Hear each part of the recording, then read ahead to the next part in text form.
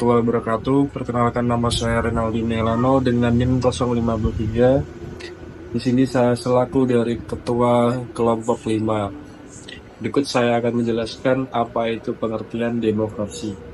Asal katanya dari demokratos yang berasal dari Belanda. Demos yang berarti rakyat, kratos yang berarti kedaulatan. Definisi demokrasi yaitu sistem penyelenggaraan negara dan pemerintahan yang dilaksanakan bersama rakyat. Rakyatlah pemegang kekuasaan tertinggi. Kemudian yaitu konsep dasar demokrasi menurut Abraham Lincoln. Yang pertama yaitu from the people, dari rakyat. Pemerintah yang saat ini ada itu karena dipilih oleh rakyat yang berasal dari pilihan rakyat. Yang kedua yaitu by the people, oleh rakyat. Pemerintah saat ini bekerja atas nama rakyat, seolah-olah rakyat yang bekerja tetapi terwakilkan kepada si pemerintah ini, yang saat ini dipilih oleh rakyat. Yang ketiga yaitu for the people, untuk rakyat. Pemerintah bekerja untuk kepentingan rakyat. Oke, slide berikutnya akan dilanjutkan anggota berikutnya. Saya akan melanjutkan materi berikutnya, yaitu terkait dengan bentuk-bentuk demokrasi dan prinsip terselenggaranya pemerintahan yang demokratis. Jadi, bentuk-bentuk demokrasi dibagi menjadi dua, yaitu demokrasi secara langsung dan demokrasi tidak langsung. Demokrasi secara langsung yaitu demokrasi di mana rakyat menggunakan haknya secara langsung dalam menetapkan kebijakan publik. Contohnya adalah pemilu, demonstrasi, dan pemilihan komting di kelas. Yang kedua, demokrasi tidak langsung. Rakyat menggunakan hak-haknya melalui orang-orang yang dipercaya. Contohnya, presiden dulu sebelum dipilih secara langsung seperti sekarang, dipilih oleh MPR. Membuat undang-undang termasuk demokrasi tidak langsung karena harus melalui lembaga perwakilan, tetapi isi dari undang-undang itu dari aspirasi rakyat. Kemudian, prinsip terselenggaranya pemerintahan yang demokratis. Yang pertama, perlindungan konstitusional. Jadi, konstitusi itu harus bisa memberikan perlindungan kepada masyarakat. Yang kedua, badan kehakiman yang bebas dan tidak memihak. Jadi, tidak boleh ada kaitannya dengan putusan pengadilan yang dikeluarkan, tidak boleh condong ke salah satu pihak atau berat sebelah. Tidak sama kedudukannya di hadapan hukum dan putusan perkara karena apa adanya atau ada apanya. Yang ketiga, pemilu yang bebas, luber jurdil, langsung, umum, bebas, rahasia, jujur, dan adil. Yang keempat, jaminan HAM pada pasal 28A sampai 28C dan Undang-Undang Nomor 39 Tahun 1999. Yang kelima, kebebasan menyatakan pendapat. Contohnya adalah mengkritik seseorang, itu termasuk pelanggaran HAM, tetapi kita mempunyai kebebasan untuk menyatakan pendapat. Seharusnya tidak, asalkan tahu batasan dengan adanya Undang-Undang ITE, HAM, dan tahu tempat untuk menyatakan pendapat. Yang keenam adalah kebebasan untuk berserikat atau berorganisasi dan beroposisi. Dan yang ketujuh adalah pendidikan kewarganegaraan. Di sini ada upaya negara untuk memberikan pemahaman terhadap masyarakat sejak dini. Jadi, di tingkat sekolah sudah diberitahu bagaimana bisa menjadi warga negara yang baik, bagaimana bisa menjadi warga negara yang paham akan demokrasi dan kesadaran hukum itu seperti apa. Terima kasih. Selanjutnya akan dilanjutkan oleh anggota yang lain. Sistem demokrasi di Indonesia.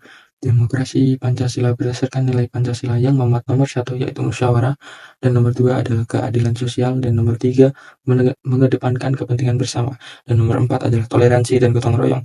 Ciri demokrasi Pancasila diantaranya adalah 1.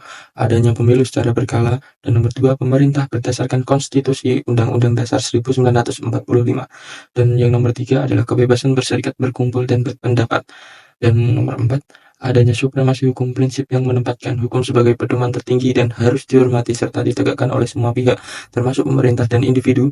Ini berarti bahwa tidak ada yang di atas hukum dan semua harus tunduk pada hukum yang berlaku. Yang kelima yaitu pembagian kekuasaan legislatif, eksekutif, dan yudikatif. Bertujuan untuk mencegah pemusatan kekuasaan pada satu orang atau lembaga, memastikan keseimbangan dan keadilan.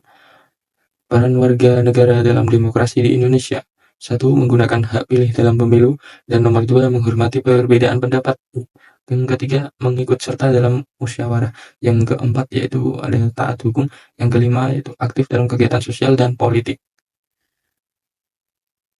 Tantangan yang dihadapi dalam demokrasi di Indonesia yaitu nomor 1, politik uang. Yang nomor 2 yaitu korupsi, yang nomor 3 yaitu intoleransi, dan keempat adalah penyebaran hoaks dan disinformasi, dan yang kelima adalah rendahnya partisipasi masyarakat. Baik, materi selanjutnya adalah hak asasi manusia, yaitu hak-hak mendasar yang dimiliki setiap manusia karena kodratnya sebagai manusia. HAM melekat pada manusia bukan karena diberikan oleh masyarakat atau negara, melainkan karena martabatnya sebagai manusia. Jadi HAM tidak perlu diberikan, dibeli, atau diwariskan. HAM adalah bagian dari keberadaan manusia. Selanjutnya, HAM memiliki beberapa prinsip dasar yang menjadi pilar penerapannya. Yang pertama ada universal, HAM berlaku sama bagi semua orang di semua tempat tanpa terkecuali. Yang kedua tidak dapat dicabut, yaitu HAM tidak dapat diambil atau dilepaskan dari seseorang. Yang ketiga tidak dapat dibagi, yaitu semua HAM sama pentingnya dan tidak dapat dipisahkan satu sama lain. Yang ketiga berlaku selamanya, yaitu HAM tidak dapat dibatasi oleh waktu dan terus berlaku sepanjang masa. Tidak tergantung pada situasi politik atau perubahan zaman. Yang kelima dijamin oleh sistem hukum, yaitu HAM harus dilindungi dan dijamin pelaksanaannya dan kerangka hukum baik nasional maupun internasional. Slide selanjutnya akan dilanjutkan oleh teman saya. Saya akan melanjutkan pembahasan materi dari teman saya yang sebelumnya. Di Indonesia, hak asasi manusia diatur dalam berbagai peraturan perundang-undangan. Secara khusus, hak asasi manusia ini diatur dalam amandemen kedua UUD 1945 bab 10A tentang hak asasi manusia atau dalam pasal 28A sampai pasal 28C. Selain itu, diatur juga Undang-Undang Nomor 39 Tahun 1999 tentang hak asasi manusia yang menjadi landasan hukum mengenai hak asasi manusia di Indonesia. Undang-undang ini mengatur berbagai jenis hak asasi manusia dan kewajiban dasar serta tugas dan tanggung jawab pemerintah dalam pemajuan dan perlindungan hak asasi manusia. Hak asasi manusia ini dapat dibagi menjadi beberapa kategori. Yang pertama yaitu hak sipil dan politik, meliputi hak untuk hidup, kebebasan dari penyiksaan, kebebasan untuk berpendapat dan berekspresi, kebebasan berkumpul dan berserikat, hak privasi, dan hak atas peradilan yang adil. Yang kedua, ada hak ekonomi, sosial, dan budaya, mencakup hak atas pekerjaan, pendidikan, standar hidup yang layak, jaminan sosial, dan berpartisipasi dalam kehidupan budaya. Yang ketiga, hak solidaritas atau hak generasi ketiga, meliputi hak atas pembangunan, perdamaian, lingkungan yang sehat, dan sumber daya alam. Untuk memastikan pelindungan dan penegakan hak asasi manusia, Indonesia memiliki lembaga khusus, yaitu Komisi Nasional Hak Asasi Manusia atau Komnas HAM, yang berperan melakukan pemantauan, penyuluhan, mediasi, dan melakukan investigasi terhadap dugaan pelanggaran hak asasi manusia.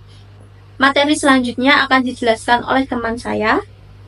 Selanjutnya, saya akan menjelaskan materi tantangan penegakan hak asasi manusia.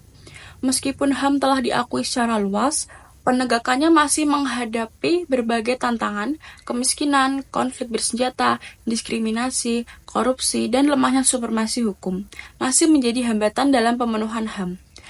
Perbedaan interpretasi tentang HAM antara budaya dan negara juga kadang menimbulkan perdebatan.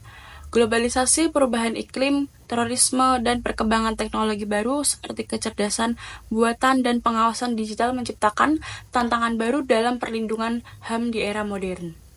Untuk selanjutnya, peran masyarakat dalam penegakan HAM. Masyarakat memiliki peran penting dalam penegakan hak asasi manusia. Setiap individu perlu menghormati hak asasi manusia orang lain, aktif mengadvokasi HAM, dan berpartisipasi dalam pengawasan pelaksanaan HAM. Organisasi masyarakat sipil dapat membantu mengawasi dan melaporkan pelanggaran HAM, serta memberikan bantuan kepada korban. Media dapat berperan dalam meningkatkan kesadaran tentang hak asasi manusia dan melaporkan pelanggaran yang terjadi. Institusi pendidikan dapat menanamkan nilai-nilai hak asasi manusia kepada generasi muda melalui pendidikan HAM. Materi selanjutnya akan dibacakan oleh anggota berikutnya. Oke, berikutnya saya akan menyampaikan tentang kesimpulan pada materi berikut ini, yaitu demokrasi adalah sistem pemerintahan yang menempatkan rakyat sebagai pemegang kekuasaan tertinggi. Dalam konteks Indonesia, demokrasi yang dianut adalah demokrasi Pancasila yang berlandaskan nilai-nilai Pancasila seperti musyawarah, keadilan sosial, dan gotong royong. Penyelenggaraan pemerintahan demokratis memerlukan perlindungan konstitusional, pemilu yang bebas dan adil, kebebasan berpendapat, serta partisipasi aktif warga negara.